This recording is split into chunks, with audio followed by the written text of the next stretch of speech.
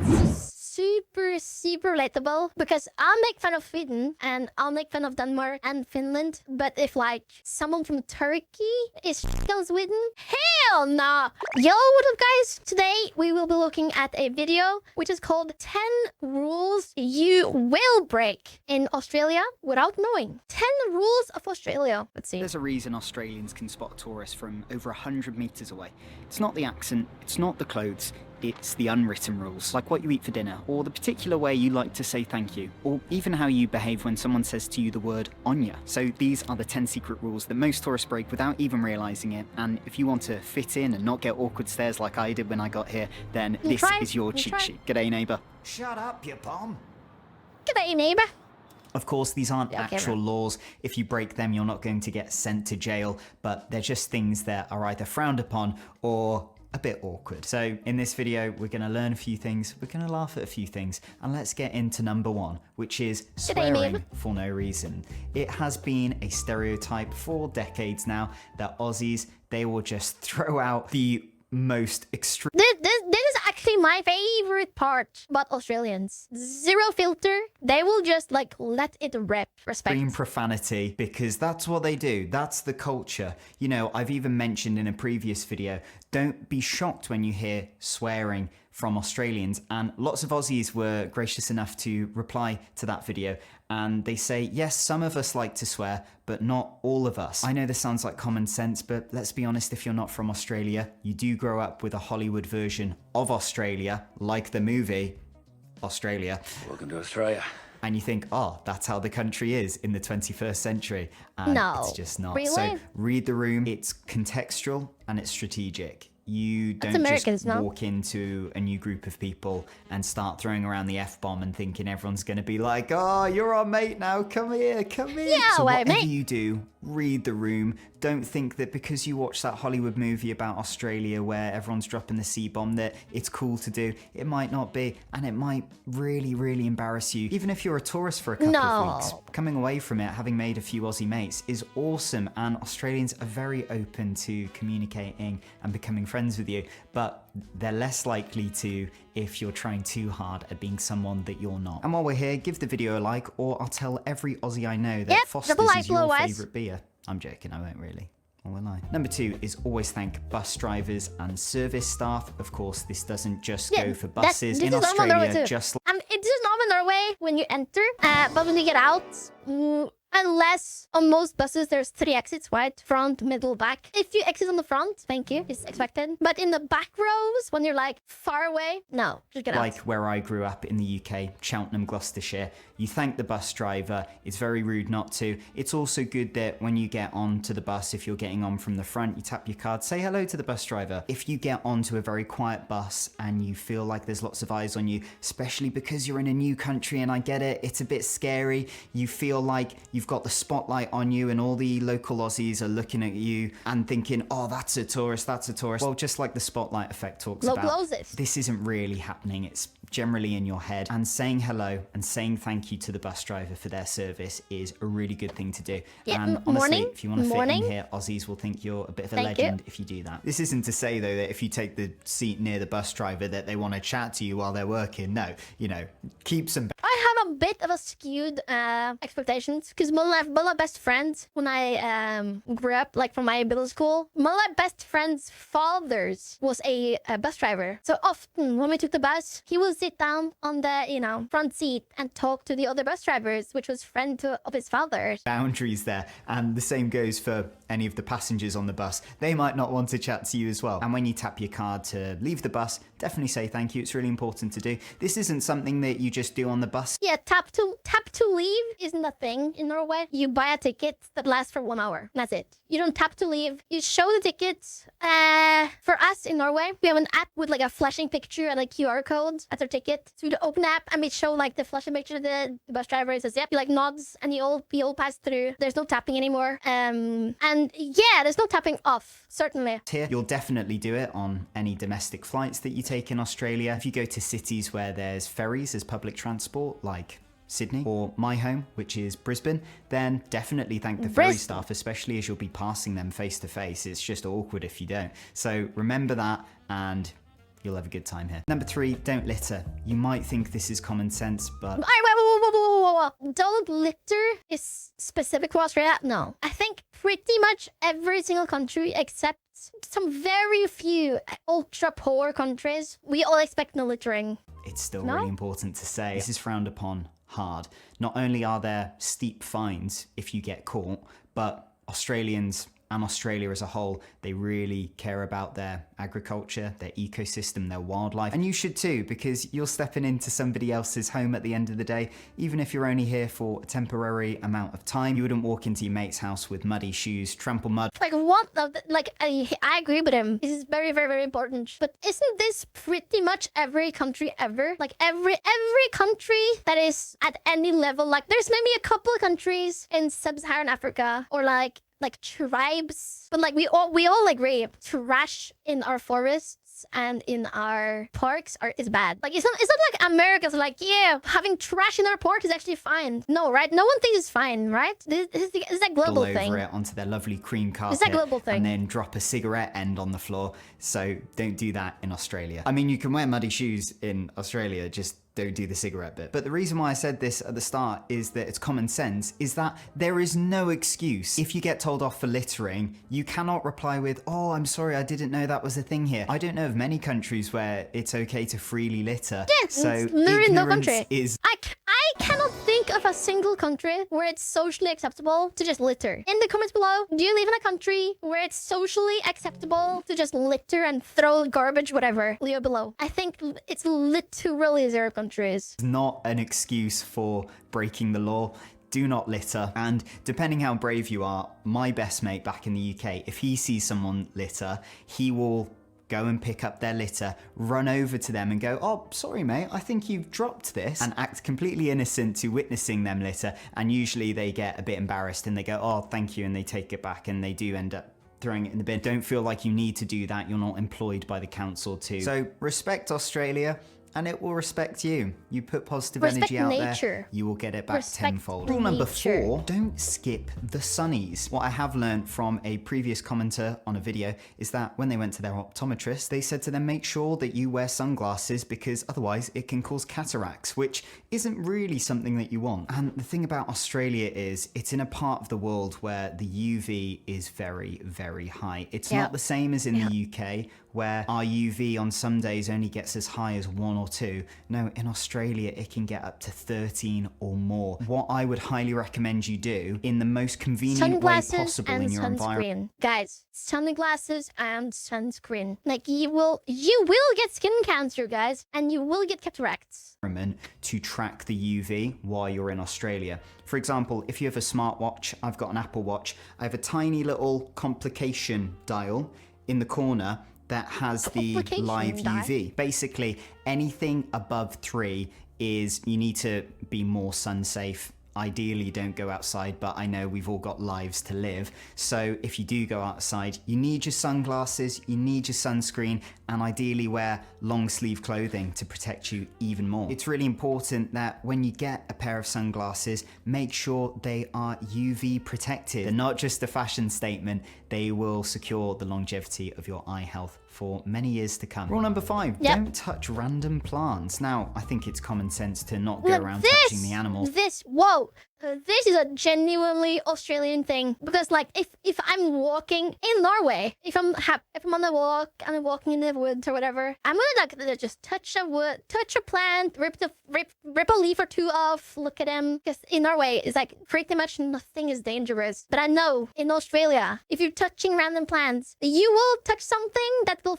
kill you. But also a lot of areas in Australia are protected. So if you go around picking plants up, Aussies aren't going to be very happy with you. I always learn when I was at school doing, camping trips and things like that, the teachers would always tell us the only thing you should be taking from a place you visit is pictures. Also, many plants in Australia that are horrible. Horrible in the sense of that they could hospitalize you. Visually, gorgeous, visually stunning, but there's plants like the Gimpy plant, and you can find this plant all the way from northern Queensland right down to New South Wales. Thank and God. Basically it's a plant, it kind of looks a little bit like a UK stinging nettle, but with much larger leaves, and it has the worst plant we have in Norway is stinging nettle. Where like you touch it and then it like, I know you see, you're gonna get some bumps last for a couple hours. That's the worst plant you will meet in these Norway. tiny silica needles that when you touch them, it injects venom into your skin, and it is so painful. I say that as if I've experienced it. I've never touched that. As soon as I found out about this, I'm like, I'm never touching that in my entire life. Of course, there's many plants out there, like anywhere, that, you know, are completely harmless. But I just wanted to use the Gimpy plant as a specific example of how dangerous the plants can be here. So when in doubt, hands off the flora. If you want a nice bunch of flowers, go to your local florist and then, you know, put a bit of money into the community. Now, it is kind of interesting that in Norway, we don't have anything. Like, our most dangerous plant is like, if you eat 10 kilos of this plant, you'll die. If you eat 10 kilos. And like, our most dangerous snake is not actually that dangerous. We have no dangerous insects. We have no, like, what happened? Why is Norway so safe? Is Norway the safest country on earth when it comes to like fauna and plants? It might legitimately be. If you exclude Svalbard, which has polar bears, we have like what? There's no animals that attack humans ever. No plants that damage humans ever. We have one snake, which can be deadly if it left untreated, but no bugs. Like, it's so safe. I don't know why it's so safe in Norway. I have to be honest, there were plenty of times here where I thought maybe I'd never fit in. Felt like maybe I'm a bit too British, a bit too like awkward and stiff sometimes. It's also that sort of feeling of seeing, you know, like Aussie blokes talk to each other in their like really cool Queenslander accents, and the conversation just seems to flow a bit more naturally. And, you know, I'm not the most masculine man, as a lot of you know. Oh. If I'm being totally honest. So there were moments like that, but then I sit down with an Aussie mate. I sit down with, you know, Aussie relatives, or even like my mechanic who just did my service the other day, and they are so warm, they are so welcoming, and they're teaching me so much about not trying to force surface level small talk for the sake of, you know, looking polite, but actually connecting with someone on a down-to-earth level, being actually interested in someone. And to me, it just gets rid of all that social judgment that I have felt so heavily growing up in the UK, and you feel loved and appreciated here. I get this soppy in every video these days. What's wrong with me? But yeah, every mistake I have made here has never been met with hate or criticism. It's been met with a bit of a smile, a bit of banter, but then a pat on the back saying, mate, you're becoming one of us. You're becoming an Aussie. It makes me a bit emotional, honestly, because that's really lovely. So lovely. Anyway, he's so rule lovely. number 6. Don't talk someone's ear off. Remember when we were talking about having lovely conversations with Aussies? They love to connect with you and to make a new friend, but there is a point where it's okay to sit in silence with your new Aussie mate, and that's okay. Don't fill the space with small talk about the weather. It's boring. That's something British people do, okay? If you're in Australia, you can be an Aussie and you don't need to fill that silence. So read the room. Aussies sometimes value a bit of quiet over constant chatter. Honestly, family occasions in the UK, like our traditional Boxing Day event with my mum's side of the family, if I, you know, had a bit of chat with everyone and then was quiet for most of the day, I'd probably get quite a few family members coming up to me and go, Sam, are you okay? Because in the UK, we sort of present to each other, we're doing okay with constant chatter. But in Australia, I'll go to a family event, and if I want to be quite quiet for most of the day, everyone's fine with it. They don't bat an eyelid, really. And that's not because Aussies don't care. No, they do care, but they just understand that not everybody wants to talk all the time.